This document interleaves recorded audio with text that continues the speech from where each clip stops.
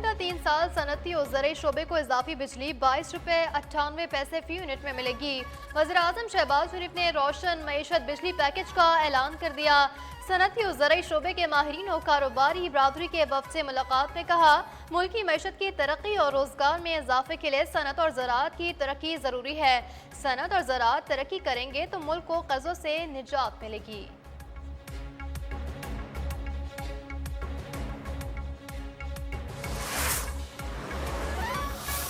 I apprised His Excellency Foreign Minister of our concerns regarding unprovoked Indian aggression and Pakistan's principled position on Jammu and Kashmir. We also discussed the recent excesses of the Taliban regime, presence of Fitna al-Kharij and Fitna al-Hindustan elements on Afghan soil, and their continued attacks against Pakistan remains our top concern.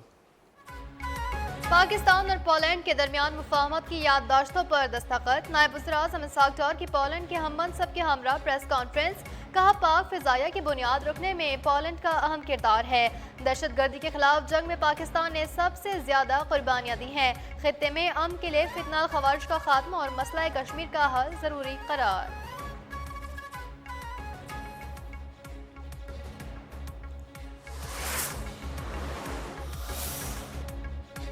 Pakistan نے افغانستان میں خوارج کی موجودگی کے خلاف مؤثر اقدامات کیے۔ آئندہ بھی پاک فوج ہر دشمن کی جوہریت کے خلاف سیسا پلائی دیوار ثابت ہوگی۔ D G I S P R نے واضح کر دیا۔ Ghulam Ishaq Khan institute of engineering and science technology کا دورہ۔ طلباء اور اساتذہ کی جانب سے شہداء و غازیان پاک افواج کو زبردست خراج تحسین پیش۔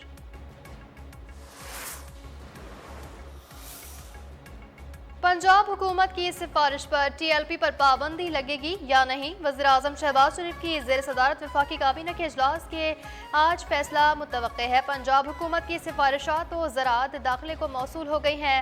وزارت داخلہ حتمی فیصلے کے لیے معاملہ وفاقی کابینہ کو بھجوائے گی۔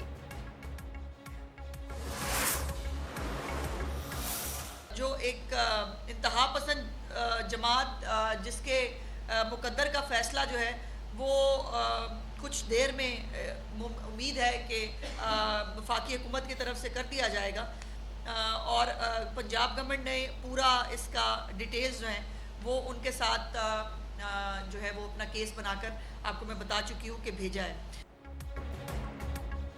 کچھ دیر میں ٹی ایل پی پر پابندی لگ جائے گی۔ انتہا پسند جماعت کے مستقبل کا فیصلہ وفاقی حکومت کی جانب سے کیا جائے گا۔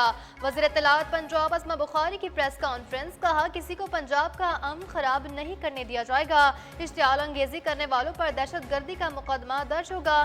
کاروبار اور ٹرانسپورٹ بند کروانا قابل قبول نہیں۔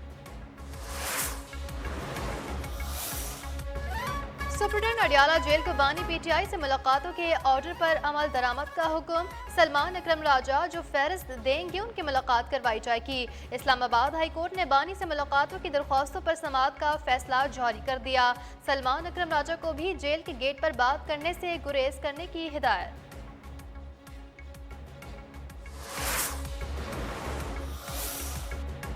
سپریم کورٹ میں 26ویں آئینی ترمیم کیس کی سماعت 10 نومبر تک ملتوی۔ آئینی بینچ نے وکیل شاہد جمیل کی فوری دلائل دینے کی استدعا مسترد کر دی۔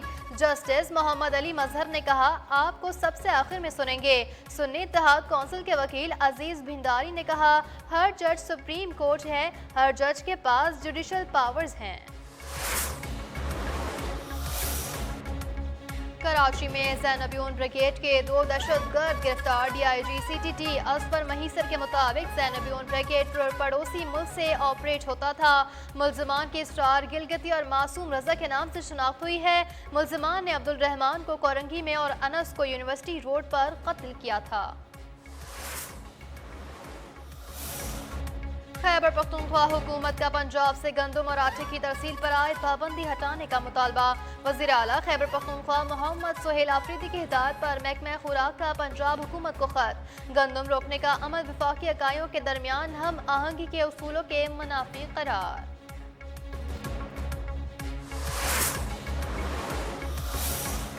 कराची में करीमाबाद अंडरपास का काम बगैर टेंडर जारी होने का इंकशाफ। 2023 में निजी प्राइवेट कंपनी को ठेका जारी हुआ। दस्तावेजात के मुताबिक मंसूबे की इब्तदाई लागत 700 मिलियन थी, लेकिन ठेका 1350 मिलियन का जारी हुआ। वज़ीर आला सिंध मुराद अली शाह का नोटिस तहकीकात का हुक्म दे दिया गया।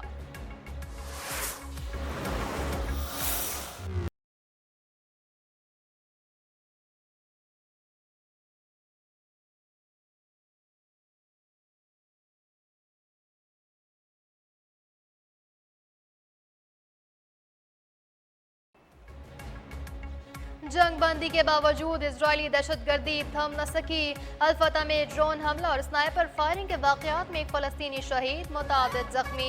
अल-अहली अस्पताल ने फ़लस्तीनी की शहादत की तस्दीक कर दी। इजराइल की जानिब से अमन मुआहदे की 80 से ज़ायद बार खिलाफ वर्जी, 100 से ज़ायद फ़लस्तीनी शहीद किए जा चुके हैं।